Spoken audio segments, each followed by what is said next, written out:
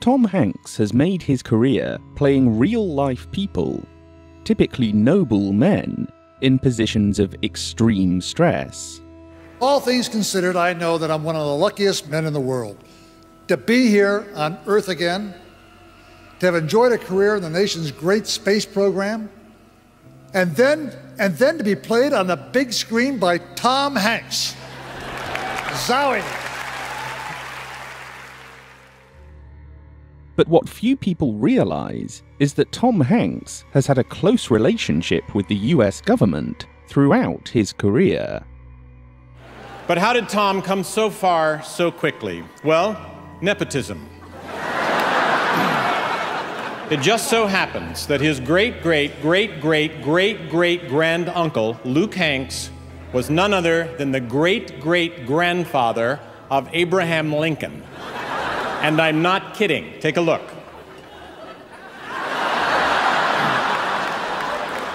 You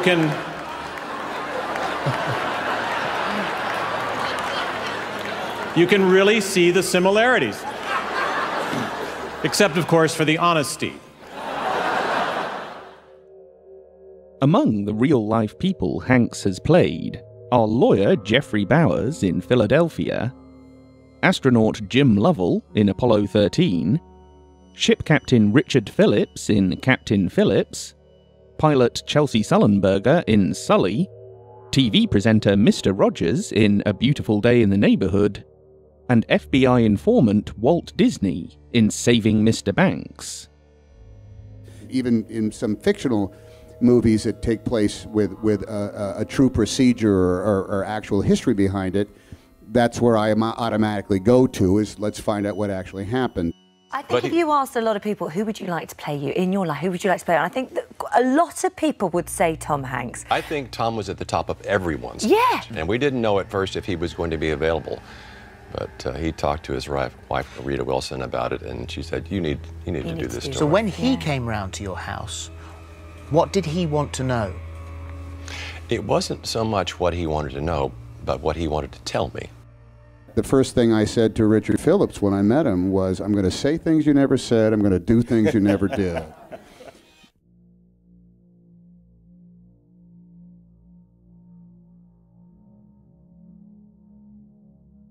Perhaps more than any other actor and producer in Hollywood, Hanks has worked with government agencies on many of his biggest and most important films. In 1987, he starred in the reboot of Dragnet, based on the TV and film franchise from the mid-20th century. Just like the originals, the 1987 version was supported by the real-life LAPD, and the department's Hollywood liaison, Dan Cook, worked on the film. In 1994, he got the title role in Forrest Gump, and the producers asked the Pentagon for military support. The DoD ultimately rejected the project, as they felt the script contained too much swearing and sexual content, depicted the military in a stereotyped way, and they didn't like the scene where Forrest moons the president. They also objected to the script portraying the Army conducting an experiment to put together a group of dumbos and half-wits who wouldn't question orders. Even though the Pentagon refused to provide any help, the filmmakers changed this aspect of the story. In reality, there was such a program, known as McNamara's 100,000, where men of substandard intelligence were conscripted and sent to fight in Vietnam. Subsequent investigations found that these men were more likely to be killed or injured, and in the years after the war were more likely to be unemployed, poor, and divorced. While early scripts for Forrest Gump reflected some of these realities, in the final version, he becomes rich, gets married, and lives a happy life.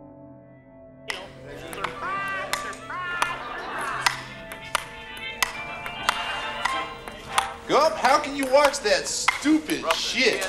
Turn it off. You are tuned to the American Forces Vietnam Network.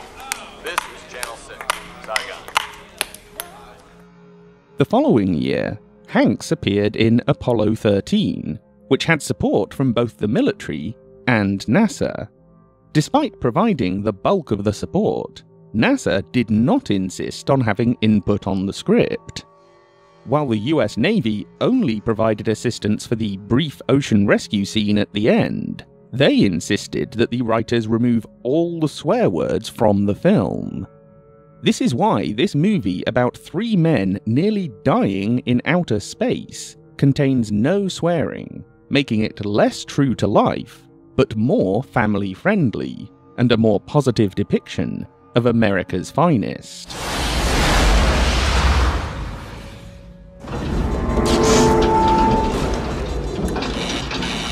Hey, we've got a problem here. What did you do? Nothing, I stirred the tanks. In 1998, Hanks starred in Saving Private Ryan, which was supported by the US Army. Though the plot is totally unrealistic, showing a small band of men setting out to rescue one soldier during an invasion that killed tens of thousands of people, this was another very positive image for the US military. In 2002, he starred opposite Leonardo DiCaprio in Catch Me If You Can, playing FBI agent Carl Hanratty. The character was a composite of several real FBI agents, and the FBI themselves supported the film. In 2004, Hanks played the lead in The Terminal, a film that was supported and rewritten by US Customs and Border Protection, a division of the Department of Homeland Security. In 2010, he was a producer and narrator on The Pacific, a TV series about Marines battling in the Pacific in World War II, which was supported by the Marine Corps. In 2013, he played Captain Phillips in Captain Phillips, supported by the US Navy.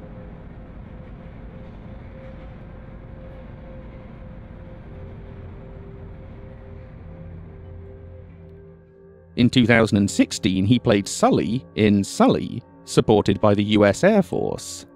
Hard not to call the movie Brace for Impact, but then you think terrorists are involved or something like that, so we didn't do it. But Sully is the right name for it. Oh, and you yeah, really, he's the man. You embody everything about this man. Why now? This happened in January of 2009. Yeah. Why do you think the timing is now for the movie to come out, Tom? Well, I think, for larger philosophical reasons, I think it takes a look at the social contract we have with our institutions.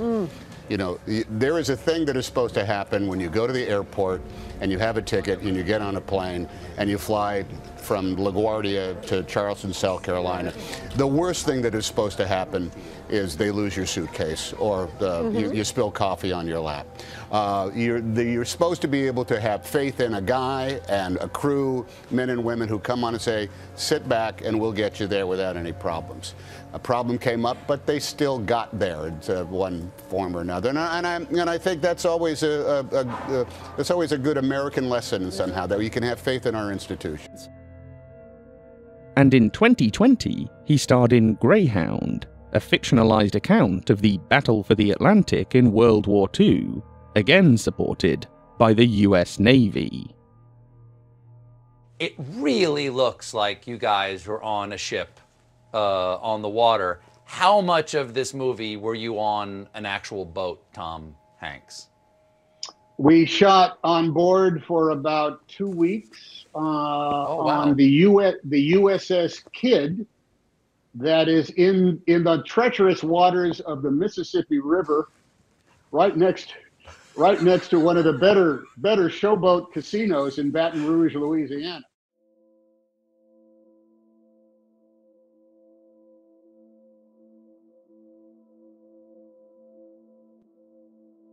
In only his second film, The Man with One Red Shoe, Hanks first came into contact with the CIA.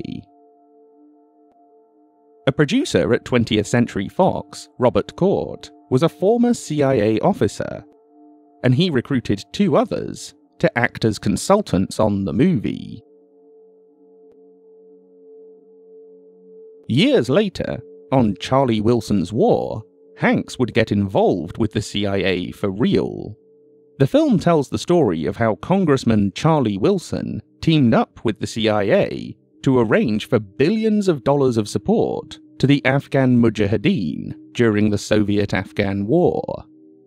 A former CIA officer, Milt Bearden, as well as the CIA's Hollywood liaison, Chase Brandon, worked on the script. Early drafts included scenes depicting the CIA directly training the Mujahideen in Afghanistan, and mention al-Qaeda, as well as a particularly vicious Mujahideen leader and associate of Osama bin Laden, Gulbuddin Hekmatyar, whose faction received the largest proportion of CIA support. The early scripts also showed Wilson drunkenly crashing his car one night and then fleeing the scene, and had the film end on the morning of 9/11, when Wilson is at home and feels the room shake when a plane hits the Pentagon. None of this made it into the finished film.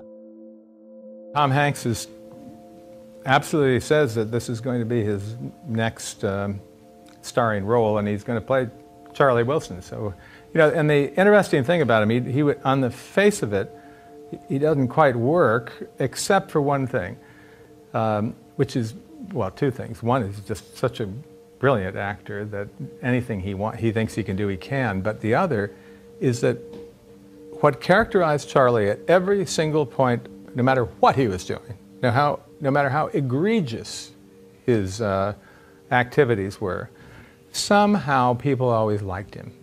Somehow they always felt there was something redeeming, something maybe even underneath it all that was just great, that was going to come out at some point. And he never lost that, no matter where he was. And I really think that's what Hanks personifies. He personifies something that we all like about us, about the best in America. The original book, and the CIA's own documents, make it clear that Wilson was recruited by the CIA to be their asset in Congress, not just winning money for covert operations, but also protecting the agency from stricter oversight. But the movie plays off Wilson's connection with the CIA as a buddy cop story, featuring lots of jokes and drinking, but nothing of the deeper relationship. When did you realize his connections, how wired he was in the region? I knew that he was wildly influential as a funder of the war, and I knew that he had very good relations with the CIA, and they liked him. But the idea that he had actually managed to insinuate himself, the first outsider ever to do this, into the clandestine services, into the actual inner sanctum of the CIA, which runs these clandestine operations, I just never thought that was possible or that it had happened. A few years later, Hanks again took the lead role in Bridge of Spies, which was produced with the US Air Force. It tells the story of lawyer James Donovan, who defended accused Soviet spy Rudolf Abel, and then negotiated a spy swap after the Soviets captured U-2 pilot Gary Powers. In the film, and in interviews, director Steven Spielberg reiterated how the Soviet Union never acknowledged Abel as a spy. And he had been embedded in this country by the Soviet Union, who, by the way, never acknowledged he was a spy. The Soviet Union never did. Even today, they don't. Apparently, you're not an American citizen. That's true. And according to your boss, you're not a Soviet citizen either. Well, the boss isn't always right, but he's always the boss. And Abel? And Abel lived a while longer. He died about 10 years after. I think he died in 1970, something like that. Nothing's known about him. The Russians never acknowledged he was a spy. Right. But in Bridge of Spies, Spielberg constantly refers to Powers as a pilot, when in reality he was just as much of a spy as Abel was. We little men, we just do our jobs. Like Lieutenant Powers. He's just a pilot. He was making photographs from 70,000 feet when he was shot from the sky. Likewise, the film overlooks how Donovan had worked for the OSS, the predecessor to the CIA, and that he received the Distinguished Intelligence Medal, which is usually reserved for CIA officers. As a result, the movie tells us that it is the other side, the Russians, who spy and cheat and manipulate, while our spies and intelligence assets are merely lawyers and pilots. I think Tom's performance is just wonderful, and I don't know many people who can do that kind of thing of a heroic quality in a very normal, good man, found in a place in society where you would least expect to find it, amongst insurance lawyers. The U-2 plane itself, you told me, where did you shoot that now? And give a little idea what the planes are like. Right, we shot that at Beale Air Force Base. The U-2 program is still an active program. And I don't know how many U-2s there are at the base that was classified, but they allowed us to use a vintage U-2, but it had been painted black. And we didn't have the budget to paint it silver the way it was in real life. 2 years later, Spielberg and Hanks reunited to make The Post, the story of the Washington Post publishing the Pentagon Papers. Spielberg, Hanks, and Meryl Streep openly admit that the aim of the film was to defend the US news media against a wave of criticism and to make journalists look good. We have a story that happened to take place, in 1971 that was frighteningly like the story that we've been enveloped with over the last 18 months. The fact that, it's more than mudslinging. They're throwing rocks at the media. Often the rocks are being hurled at the largest collection of truth when the truth doesn't appease the rock hurlers. What is day in and day out now an assault on the truth. And I'm sorry, there is only one truth. Drawing the parallels between then and now, I think what's most pernicious about this particular moment is not that the person in power disagrees with a story that's being written or is trying to suppress a story. This is about trying to actually take the credibility away from the institution that delivers the stories. In The Post, Hanks plays the editor of The Post, Ben Bradlee. From the beginning of his career, Bradlee worked for US intelligence, initially for the CIA-connected US Information Agency. Documents in the CIA's archive record how he was kicked out of France due to his work for the government, as well as Bradlee's move to Newsweek's Washington, D.C. bureau, and include numerous letters between Bradlee and several CIA directors throughout his time as editor of The Post. They even discussed recruiting him as a consultant so they could better understand how secret information was being leaked to the press. Tom and I both knew Ben. Ben Bradlee was my neighbor for many, many years. He lived right across the street. He and Sally Quinn lived right across the street from me on Long Island. And we saw each other every summer. So I knew Ben, and Tom knew Ben as well. And I thought that Tom brought the essence of Ben to life in his portrayal of Ben Bradlee. He was like a model of a newsman, like a lot of... Oh, he lived and died for it. Ben Bradlee was fabulous. He said, there's this great, I watched all sorts of... Actually, I met the man. I had dinner and drinks with him, and he was just like that. He spoke his accent. He said, you got to make sure, if you're going to put it on the front page of the paper, you've got to make sure it's right. Because if you're wrong, you got to eat it for the next 24 hours. And it doesn't taste good. In 1982, Washington Post reporter Bob Woodward had a story about the CIA training the Contras, an ultra-right-wing terrorist gang in Nicaragua who were fighting the Sandinista government. But the story was never published because Bradlee killed it, telling Woodward that it wasn't news unless the CIA were doing this without telling the president. While The Post acknowledges Bradlee's close relationship with the Kennedys, it ignores his much more important role as a CIA asset. Instead, Bradlee is heroized as an uncompromising truth-teller who resists the government's attempts to censor the media. When our the state goes after the press, it's a very dangerous situation in a democracy because it gives license all around the world for this to happen. I think out of that came a new kind of work ethic from him that just said, look, it's a matter of there is an incontrovertible truth out there. And as long as you can confirm it, you must print it, letting whatever personal chips fall as they may.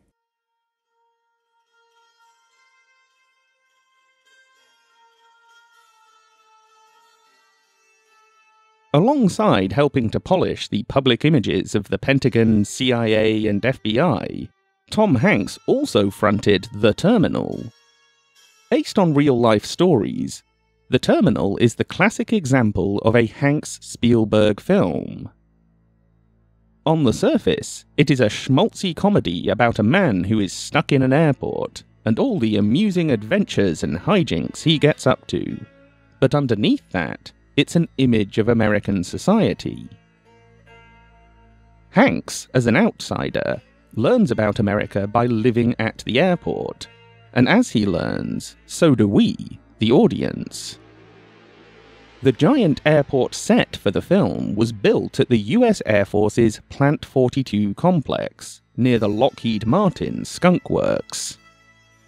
In the story, the airport functions as a microcosm for American society, featuring working for less than minimum wage, criminal illegal immigrants, I took a knife and I stabbed him in his chest. Product placement, sexually aggressive women who hate men, I just wish the sex wasn't so amazing.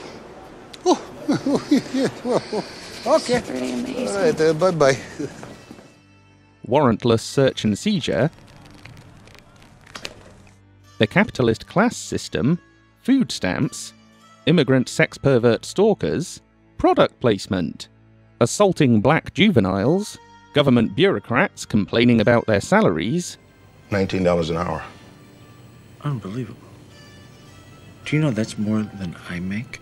Harvey Weinstein, eating junk food due to poverty, constant surveillance, and product placement. Where do I buy the Nike shoes? Ultimately, The Terminal is a piece of pro-corporate, pro-government propaganda. The filmmakers approached US Customs and Border Protection for help on the movie, but the CBP insisted on major rewrites. Ann Sitman, head of their television and motion pictures division, explained that they cooperated because it was an opportunity to influence what people see and how they react to it. In the script they reviewed, the port director was written as evil and on the take. So they had Spielberg redesign the story to soften the character and make the CBP look heroic. So the potato chips are Krakosia. Okay. And this apple, Big apple. Big apple. the Big Apple, represents the Liberty Rebels. Okay? A draft script shows just how much the film changed from its original incarnation. The film was originally a psychological thriller about US immigration policy, where Victor and other immigrants and foreigners are frequently shown being bullied and harassed by government officials. The opening line of the film sees the port director tell his subordinate, "When the toilets of the third world flush, all the shit comes pouring through those doors." When Victor is first detained, he passes a Chinese man who is shaking with fear while pledging allegiance to the US, an Arab couple whose luggage is being torn apart by dogs, and a Vietnamese refugee whose baby is forcibly taken from her by an immigration officer. Victor is locked in a cell for hours before anyone explains to him what is going on. Staying at the Ramada Inn? Keep the change.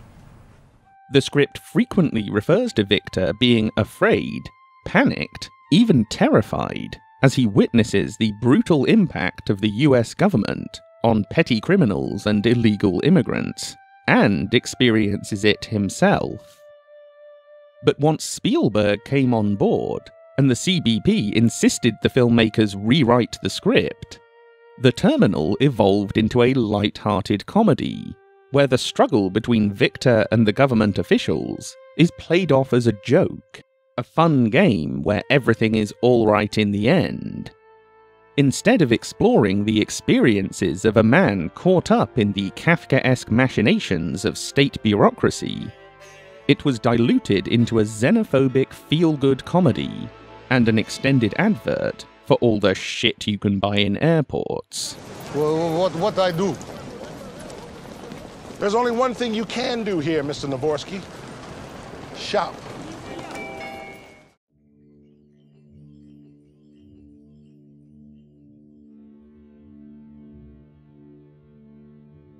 So, who is Tom Hanks? One of the most beloved actors in Hollywood? A frontman for propaganda? Or both simultaneously? Thomas J. Hanks.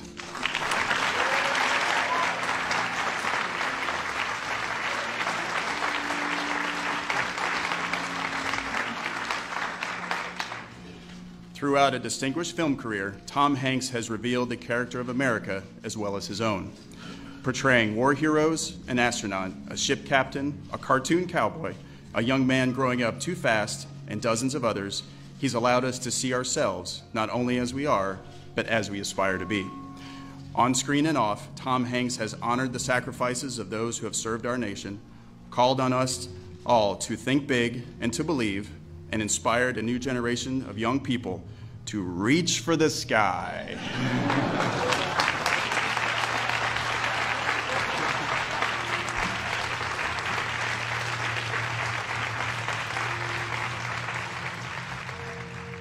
His disarming performances act as a cover for the authoritarian and often nationalistic subtexts in many of his films, putting a friendly face on state-sponsored entertainment.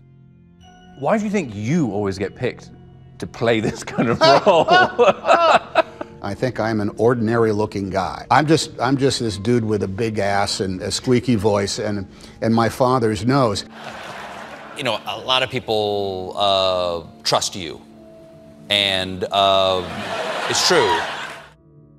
Hanks functions as a non-threatening John Wayne, reflecting a comforting image of America back at itself and projecting that image across the world.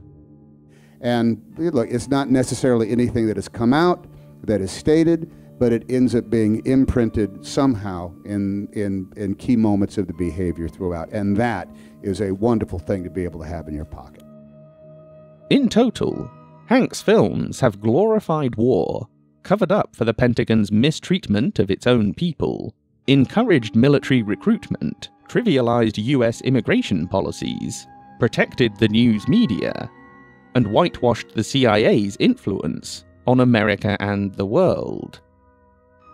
However, he has no intention of going into politics, preferring the more influential role as a Trojan horse for government propaganda. I've asked you whether you wanted to be a candidate in the past, and you said, no, I would never run because I'm an actor. What I do is I empathize with other people, and I tell their stories. I'm not a politician. You should run for president. Mm-hmm. Yeah. Ever thought about it, ever considered it? Are you out of your mind? I will find my own way to preserve, protect, and defend the Constitution of the United States without getting paid for it.